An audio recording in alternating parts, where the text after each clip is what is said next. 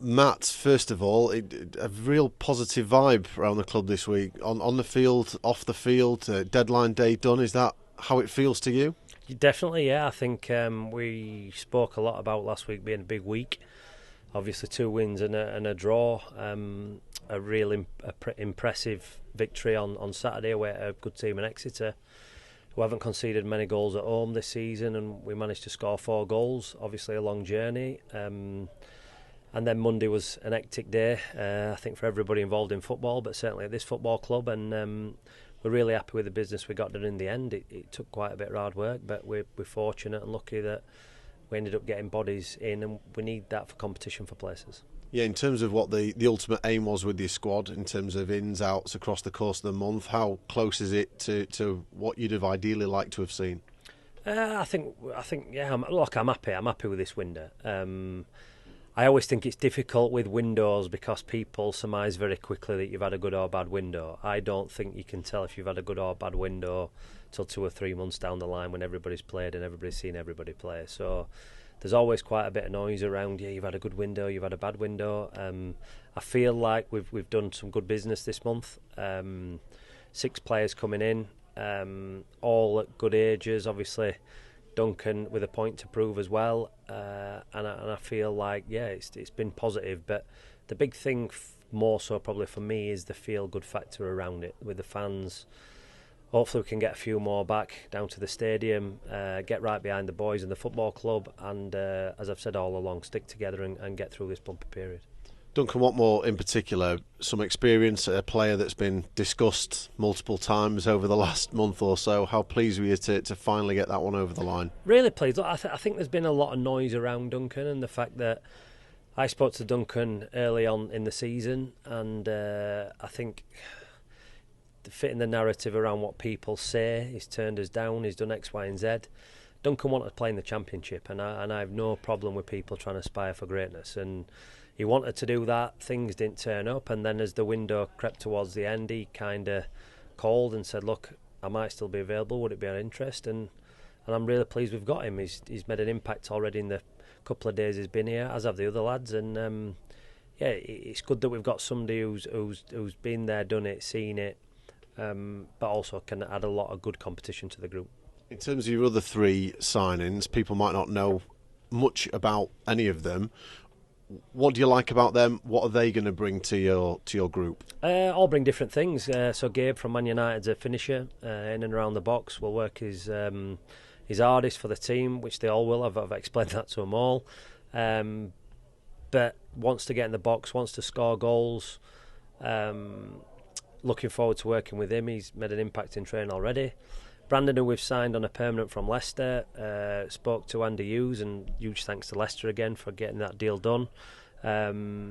He had a lot of positive things to say about him, and I've watched his career develop. He's obviously been at Leicester all through his academy career, been on the bench a few times for Leicester, but obviously wants to play regular football. He's desperately wanting to play, which I love, so really looking forward to working with him. But he'll be not a project, 'cause I think he's ready now, but he'll be somebody who I think we'll see improve, and he's our player, which is obviously we're delighted about. Lino from Aston Villa, again thanks to Villa, as of Man United with Gabe, but a player who is got high potential. Had a couple of injuries along the way, and probably hasn't got to the levels that he's capable of getting to, and I'm excited to get him back to those levels. He's a positive player, can play anywhere down the left. He's got good pace, he wants to get at players, and he's got great delivery. And that are some of the things that we've been missing. So look, all 4 of them will add something different. We've got 3 young lads with a real point to prove. And as I've said, look, not being disrespectful to Duncan, because he's still a lot younger than me, but he's been there and seen it and done it. So he adds that experience, and you can't have a team full of young players. You need a few young older pros along the way, and he'll certainly help everybody. In terms of deadline day, were you close to any others, or didn't it go that way? Close and miles off in equal measures, yeah. No, look, we were happy. We wanted to target, obviously, strikers, and we've done that with Gabe and Duncan. And then, look, my wish list would have been like 2 players who can play in wider areas. A bit of cover on that right-hand side with losing Denzel. I think we've always needed that left side kind of covering all season, if I'm going to be honest. So the fact that we could get 2 players in with the quality that we've got is a positive, and I think it's added a lift to the group in terms of training standards. I've said all along, people need to be pushed for the shirt, not just think it's an automatic gimme, and I think we're kind of getting there now.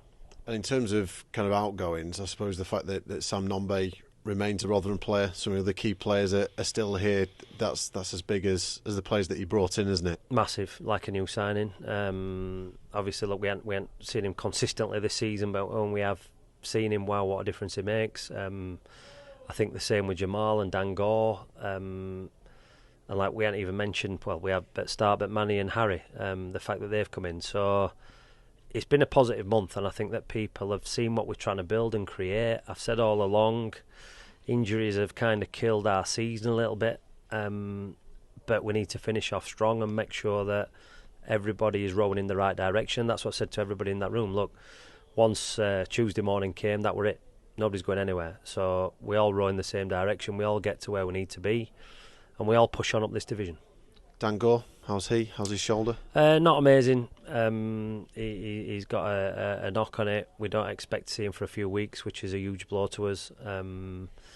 He showed the difference he makes, obviously, against Northampton when he come on at half-time, and then I think you started to see him dictate the game down at Exeter before he came off.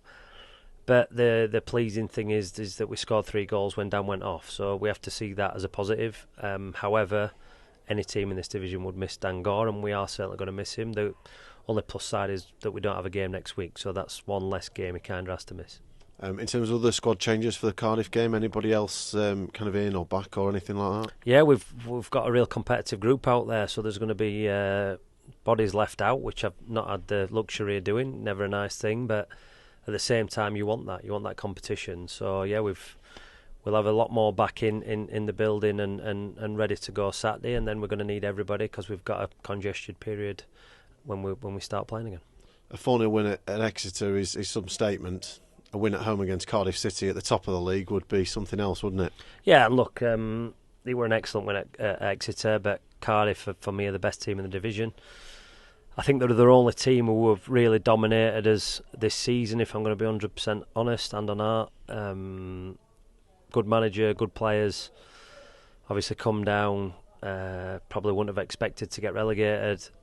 So a tough test, but look, it's one that I feel we're in a much better frame for. It's one that we're looking forward to.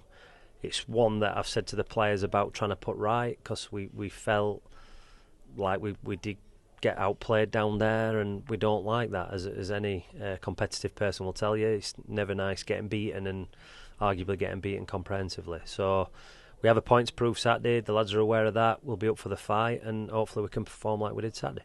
You've already mentioned the supporters, but in terms of what's happened this week with the results, with the players coming in, a bit of a renewed energy and buzz around the place, are you hoping that the New York Stadium just has a bit more kind of atmosphere to it at the weekend? There's a few more bums on seats, there's a bit more energy that you can all work together to face Cardiff? Yeah, look, I've said all along how powerful it is and how important the fans are, and I understand the frustrations, I get it. I feel exactly the same as them. I'm not a manager who'll say I feel worse, it hurts me the most. I feel exactly the same as them. So it is disappointing when I walk out and you see empty seats, but then look, I can't make people force them to come down to the stadium. I want them to come down. I want them to get back behind the players. I remember the impact that they had back end of last season when we had like a near on full supported stadium every game, certainly at home, when we were on that run last year.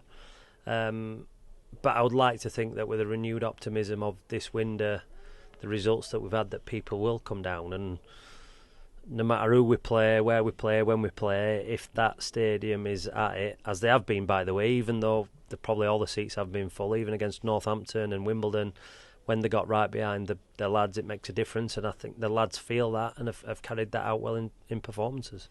And a part of that is also the news off the field yesterday that Phil Smith is joining the board as a non-executive director. Local man like yourself, supporter of the club like yourself, somebody that seems to care very deeply about it. your reaction to him coming and what he can potentially bring to the club, both on and off the pitch? Well, I think it's positive. Look, Tony Stewart's done an amazing job for this football club, and I think he gets, at times in certain areas, undue criticism. I think the success we've had at this football club, certainly when I were here previously and even before that, has been down to Tony, and the fact that he's invested a lot of money in the area. I've said all along about the stadium, and look, I went to a load of games at Millmoor, and Millmoor were kind of my Old Trafford, and then as a Rotherham lad now walking into our new stadium, and that's down to the owner and the chairman. So look, whatever the chairman decides, he's brought Phil on board. Phil will be a new set of eyes. He's positive. He's already making impacts within and around the club. He's trying to make things better, which we all want.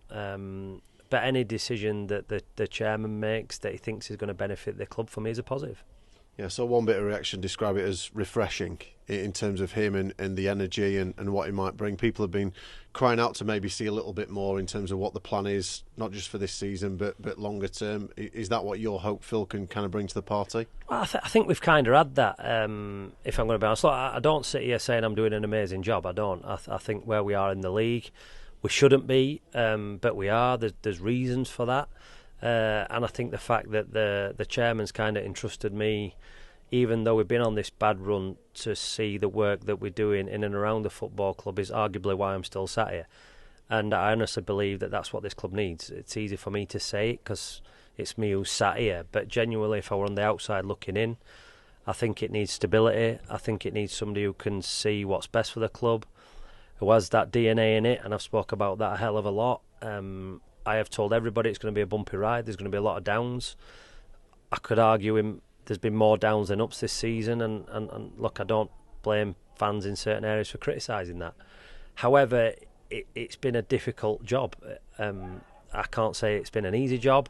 It's been one that I think every day we're kind of getting somewhere, and that's what needs to happen. But that can't be a click of a fingers and all of a sudden we turn everything correct again. There has been mistakes along the way. I've said all along I don't really want to go into that. I want to look for tomorrow and the day after and the day after. And every decision I've made for the club has been for that. I think you've seen what we've tried to do at Windsor in terms of bringing age group down, building something that's going to be for a few years, not just instant kind of success. We're well aware that we have to bring assets in and move them on, and that's part of the game plan, the strategy. So I think there is a strategy there. I just think, look, the problem, sorry, it's not a problem, but this club has had huge success in this division. So the fact that whenever Rotherham United are in this division, it feels like, due to the success that we had when we were here before, that they should just automatically get out of it. And we said all along last time we were here, like Sheffield United had 6 years in it. There's other clubs who we know, disrespect to us, who are probably bigger. Sunderland, you look at them, and a lot of big clubs have come down and stayed in this division. So it's not a gimme. It has been difficult, but with the chairman, with Phil, hopefully with me, it's easy for me to say with me, but hopefully with me, because somebody makes that decision. And I'd like to think they've entrusted me to kind of move this club forward, and I strive every day to do that, and hopefully we can get there at some point. Thanks, Matt. Cheers. Phil Smith's been around the club for a lot of years, sponsorship and that kind of thing. You had 6 years here as a coach. Do you know each other? Have you got a personal relationship? Only through meeting via sponsorship. Obviously, I've spoken to him in recent times a lot more than probably I would have usually done. We've known Phil. He's kind of helped us out a long way with other things commercially along the way, along with Steve Coakley, who've done an amazing job. So, yeah, look, I think sometimes a change and a freshness can revamp things. I don't think by any stretch of imagination Tony's lost his enthusiasm or his drive or his determination. I think that is one thing that is certainly embedded him. I know how much he loves to win, because he tells me every day I speak to him, but so do I. And I think that the fact that Phil can come in and kind of see other things in another way, it can only be a good thing. Duncan, welcome to Rotherham United. How good is it to finally get everything sorted and be a Millers player? Yeah, it's brilliant. Really excited. I've been there 2 days now, and just getting a great vibe from the whole place, the managers, staff, the players, everyone around there. And I'm just, really happy to have joined. It seems like it's been a deal that's been a long time in the making. Is that how it's felt like to you? You've been talked about coming here for probably, I don't know, 6 weeks or so now. Yeah, I mean, I have to be honest, I don't always like follow everything that's going on in the social media, and but from my perspective, you know, I've been speaking to the manager for a couple of weeks, and it's been you know, I'm really happy to have got it done. You know how these things work. Sometimes it gets to the last day, and that's when it happens. But I'm just really excited to be here. The manager's been great with me, and I had a great chat with him. And as I say, like really, really impressed with everyone here. Did you have other options around there? I know in our part of the world you were linked with Sheffield Wednesday for a little while. Yeah, no, I mean it's a weird world, the free agency world. It's like you never quite know what's going to happen, and who's interested, who's really interested, who's not actually interested. It is a strange world. But as I say, like I'm really happy to be here. And to be honest, like the standard in the past 2 days has been fantastic. The training levels have been really high. Everyone's welcomed me, you know, with open arms and been great with me. And we know where we are at the table. You know, we want to climb it. It's a big club, and it's had a lot of success. You know, the Championship and League One in the past few years. And you know, we want to climb the table and get some wins on the board. You seem like someone who's excited to get going and grateful for the opportunity. Is that fair to say? Definitely. No, I am. I know I've also got to be careful with like my age, my body. I've got to like manage myself, and the manager's been brilliant with that, because I haven't had a club for a few months, and you know, I have had injuries in the past, so it's just a natural part of the game. If you have a time in the game, you're going to get wear and tear. So yeah, I'm really excited to crack on really, and however that comes, you know, I'll be patient. I'll be ready to help in whatever way I can, to be honest.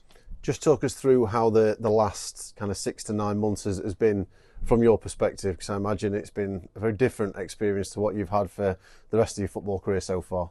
Yeah, no, it has. I would say I've had like a lot of time, but I've got two very young children, so I haven't. It's just been full with them, and I've loved it. I have to be honest, I love spending time with them, and you know, the football's obviously. When you're in it, you're very committed to the club, and it's very full on. So it has been nice in a way to have that break after being so long in the game. But also, you know, I still feel like I've got stuff to give on the pitch, and off it, I suppose. You know, help the lads in and around the training room as well. And you know, I'm I suppose excited because the time away gives you that perspective and that kind of like hunger to see what else I've still got. And you know, I'm positive and looking forward to, you know, hopefully contributing on the pitch. I imagine having a couple of young children as well will have helped in several perspectives, keep that focus, maybe discipline as well, but also give you a bit of a driving force. Yeah, no, definitely. I suppose they are a great motivation, as you say, a great driving force to do this job. And you know, I'm very kind of, I suppose grateful is the word, because the manager's been great with me, and you know, there's no shying away. I'm not going to shy away from the fact I have had injuries, and you know, I had an operation in March, and then without a club. So you know, that's why maybe it hasn't quite worked out up until this point, getting a club. And so even though I feel good within myself, I'm grateful for the opportunities the manager and the club have given me. Are you hopeful that with the experiences that you've had and the clubs that you've played at and where you've been, that you can add quite a bit to this group of players, both on and off the pitch? Yeah, I mean, I've always taken pride in trying to be good off the pitch as well. And, you know, I am experienced, and I want to use that experience to help younger players and help players develop and pass on what I can, because, you know, these young lads coming through, they're all so talented. And if I can just pass on one or two things here or there, one or two tips in movement, off the ball, on the ball, whatever it may be, and just life in general, to help them like handle the pressures of the game and etc., then I'll be very happy and trying to do so. And on the pitch, obviously, as I said, alluded to before, I still feel like I've got a lot to give, and I want to get cracking and kind of be positive on the pitch too. In terms of your health and fitness, how are you feeling? I imagine that, look, in terms of 90-minute match sharpness, that's going to need to come, but otherwise, how's the body feeling? How are you going into this? Yeah, exactly. That's what I said before. You know, I do have to manage myself, and it would be stupid and naive to go in and just try and play as many minutes as possible. You know, that's not where my body's at, and that's just the reality. And so I do have to ease my way in and manage it. And every player wants to play as much as they can, but if you don't use your experience to maybe pull yourself back, or other people who are listening just saying, you need to pull yourself back. If you don't listen to that, then you can end up breaking down. And I've learned that through experience. So I'm very willing to work with the sports science manager and myself, like a collaborative effort, and we'll just, whatever they want from me, I'll try and give, basically, because there's a lot of good players here. You have no right to come into the team. You have to earn it. And I've always believed that. So, I'm ready to earn my chance, and however that impact comes, I'll be trying to make it. And initially, it's a deal until the summer. Are you very much keeping an open mind in the future in terms of you trying to potentially earn a longer deal here? Are you just looking to see how the next few months goes? How are you approaching it from that perspective? I'll be honest, I'm very, I don't like to look too far ahead. I think you can, in life, I suppose, look too far ahead and you forget what's happening right now in the process, and that's where you get your success, and that's how you achieve what you want to achieve, by focusing on the next training day, not even the next game, the next day and the next day. And so I like to stay in the moment. I like to, sounds cliched, but it just works for me. So I haven't been thinking about anything longer term. I'm just here until the end of the season, and I want to help as much as I can.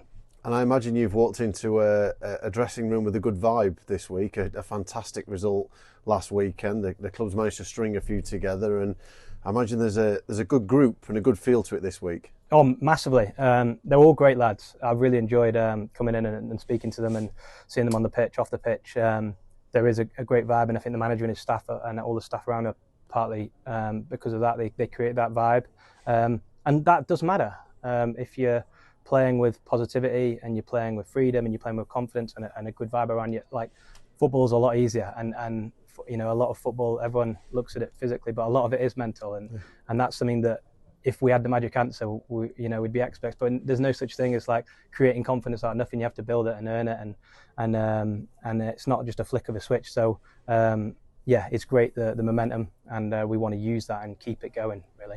And look, if Saturday does bring your debut, then quite the game to come into, with Cardiff top of the pile. I was down there with Barnsley the other week, and they won 4-0 on that one. Look, they're in great form, but I assume you guys are now looking at that with the win last weekend as an opportunity, and really taking it to who are right now the best team in the division. Definitely. I think we're looking at it as a great challenge. I don't think, you look at it, they're clearly a very good team in the top, and it's going to be a great challenge. But that's how we're seeing it as, and we believe in ourselves, and we're really looking forward to it, to be honest.